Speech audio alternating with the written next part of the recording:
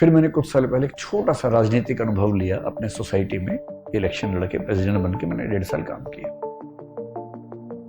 और मैंने जिंदगी में पहली बार देखा कि सोशल मीडिया पर आप कितना भी अच्छा काम करें, लेकिन सोशल मीडिया पर क्रिटिसिज्म इतना ज्यादा होगा। पॉलिटिक्स में अगर आप हैं, जो विपक्ष है वो भी तो कुछ करेगा ना भाई, उसका अपना धर्म है। तैयारी पे फोकस कीजिए, जो जरूरी है जिंदगी में वो सब करते रहिए। अनावश्यक युद्ध मत लड़िए और अपनी इमोशनल स्ट्रेंथ को बचा के रखना है। वो तभी होगा जब आप बहुत सारी चीजों को इग्नोर कर सकें। कोई आपका मजाक बना रहा है, क्लास में किसी ने कुछ बोल दिया, लड़ना नहीं है, इग्नोर करना। आप कहें कि छोड़ूंगा नहीं, अब मैं रात दिन तेरे बारे में ही सोचूंगा, अब मैं सुबह अपने घर से उसी टाइम निकलूंगा जब तू निकलेगी या तू निकलेगा, वहीं जाऊंगा जहां जहां तू जाएगी या जाएगा। मैं तेरा बॉडीगार्ड हूं अब से, सुबह तेरे पीछे पीछे आऊंगा, शाम तक पीछे पीछे घूमूंगा, क्योंकि मैं बेरोजगार हूं। ये ठेकेदारी अगर मन में आती हो, उसको मन से निकाल दीजिए, एक कायदे का इंसान बनिए। और सबसे अच्छा रास्ता है इग्नोर।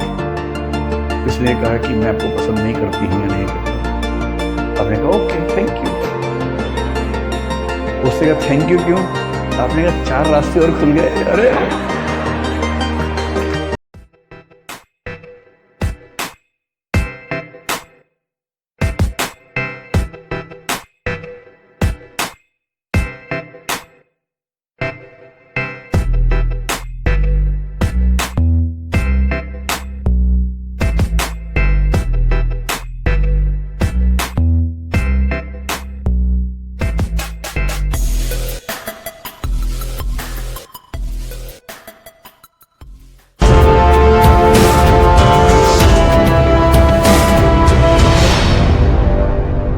आजकल कुछ लोग इसी के एक हिस्से का एक नया नाम रखते हैं जिसको बोलते हैं एडवर्सिटी कोशिएंट। एडवर्सिटी कोशिएंट का मतलब क्या होता है कि जीवन में कठिनाइयां तो आती हैं, उन कठिनाइयों में अपने आप को संभालने की क्षमता। अब आप जिस यात्रा पर निकले हैं ना, ये आसान यात्रा नहीं। आसान यात्रा होती है 2 दिन 4 दिन 8 दिन 10 दिन पढ़ लिए, हो गया, बात खत्म। ये तो यात्रा 2 साल लंबी यात्रा है और बहुत ऐसे क्षण आएंगे जब आपको लगेगा कि सब खत्म हो गया। अब कितने बड़े 30 मार्खा हो, कितने बड़े तोप हों आप, बीच बीच में ऐसे क्षण जरूर आएंगे कि आप समझेंगे कि नहीं हो पाएगा। कभी घर में कुछ हो जाएगा, कभी कोई बहुत नजदीकी व्यक्ति है उसे कुछ हो जाएगा, कभी आप कुछ पढ़ रहे हैं नहीं समझ में आ रहा, आपने बड़ी कोशिश की नहीं समझ में आ रहा, किसी बात से एंग्जाइटी हो गई, कभी किसी ने सोशल मीडिया पे आपके खिलाफ कुछ लिख दिया, अजीब सी स्थिति हो गई। ये चीजें सारी आपको मजबूत करने के लिए आती हैं। इन हर स्थिति को समझने की आपके लिए सीखने का मौका है। मैं अक्सर एक बात कहता हूं कि मुझे पॉलिटिक्स का बहुत अनुभव नहीं है। स्कूल कॉलेज में मैंने पॉलिटिक्स में पार्टिसिपेट किया, उसके बाद नहीं किया। उस समय सोशल मीडिया था नहीं, पर स्कूल कॉलेज की पॉलिटिक्स की इतनी हैसियत नहीं होती कि अखबारों में आपके बारे में छपे, तो छोटी मोटी बात है। फिर मैंने कुछ साल पहले एक छोटा सा राजनीतिक अनुभव लिया अपने सोसाइटी में। इलेक्शन लड़के प्रेसिडेंट बन के मैंने 1.5 साल काम किया और मैंने जिंदगी में पहली बार देखा कि सोशल मीडिया पर आप कितना भी अच्छा काम करें, लेकिन सोशल मीडिया पर क्रिटिसिज्म इतना ज्यादा होगा। पॉलिटिक्स में अगर आप हैं, जो विपक्ष है वो भी तो कुछ करेगा ना भाई, उसका अपना धर्म है, उसको झेलना बड़ा मुश्किल काम होता है। और तब मुझे संवेदना होने लगी राजनीतिक लोगों से, जिनसे पहले कभी कभी ऐसा भाव आता था कि ये तो सब चोर हैं, लुटेरे हैं, ऐसा आमतौर पर लोग बोल देते हैं। अब मैं कभी सोचता हूं कि राहुल गांधी अगर कभी अखबार देख लें, यूट्यूब देख लें, व्हाट्सएप देख लें या कोई भी सोशल मीडिया देखें और अपने बारे में ऐसी ऐसी चीजें देखें जो बेशक बना के बनाई गई हों, वीडियो काट के बनाई गई हों और छवि बर्बाद करने के लिए बनाई गई, और वही क्यों, कोई भी नेता, कितना मुश्किल होता होगा झेलना। रोज डिप्रेशन जैसी स्थितियां बनती होंगी, और कभी अगर आपने नहीं झेला तो एक बार झेल लीजिए। मुझे तो अब अभ्यास हो गया ठीक ठाक, पहले तो नहीं था, तो मैं बड़ा अभ्यस्त हो गया उन चीजों का। आप समझ रहे हैं कि मैं क्या कह रहा हूं। अब तो मैं उसका अभ्यस्त हो गया हूं। लेकिन जिसने नहीं झेला है ना, पहली बार जब होगा ऐसा, बड़ा मुश्किल हो जाता है। बहुत मुश्किल। और ऐसा कभी जीवन में हो तो उसको झेलने की क्षमता डेवलप करनी है, उस प्रॉब्लम से बाहर निकलना पर्याप्त नहीं है। अगली बार ऐसी प्रॉब्लम आए तो जैसे कोरोना का वैक्सीन लिया है ना, ये भी एक वैक्सीन है। एक ट्रबल हुई, एंटीबॉडीज बन गई, अगली बार वो ट्रबल हुई तो आप झेल पा रहे हैं आराम से, क्योंकि आपने सीख लिया है।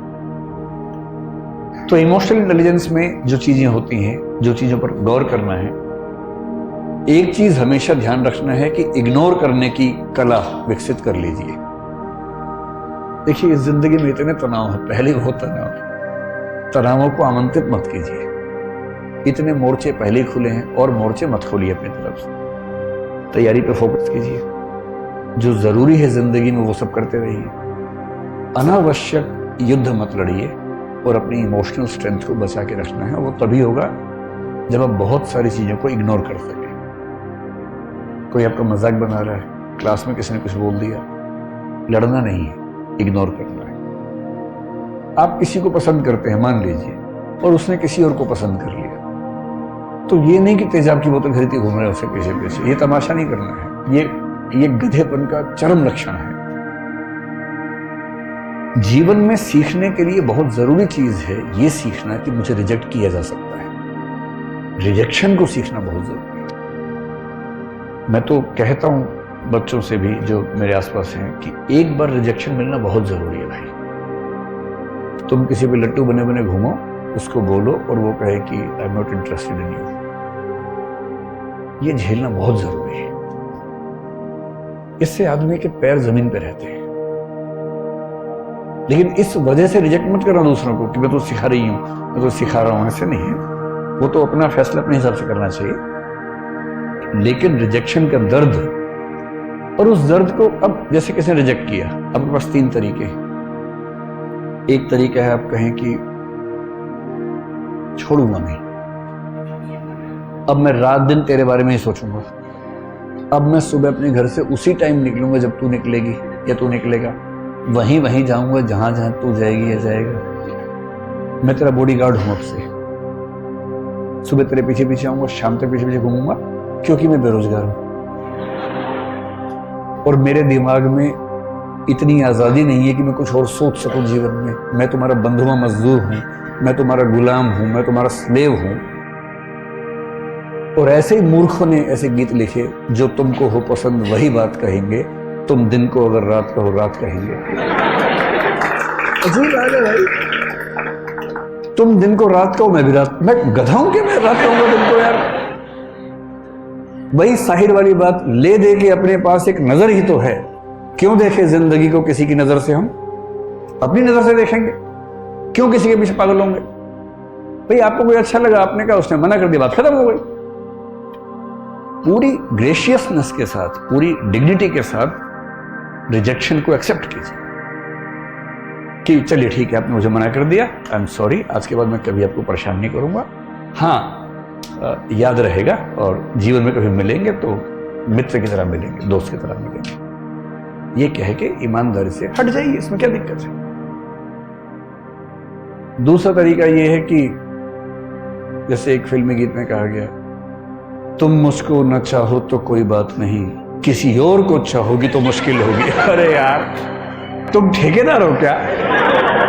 तुम मुझे नहीं चाह रही, कोई बात नहीं, जिंदगी भर कुंवारे बन के रहो, कुंवारन बन के रहो तो ठीक है, किसी और को चाहा तो मैं नाराज हो जाऊंगा। मैं अलाउद्दीन खिलजी हूं क्या?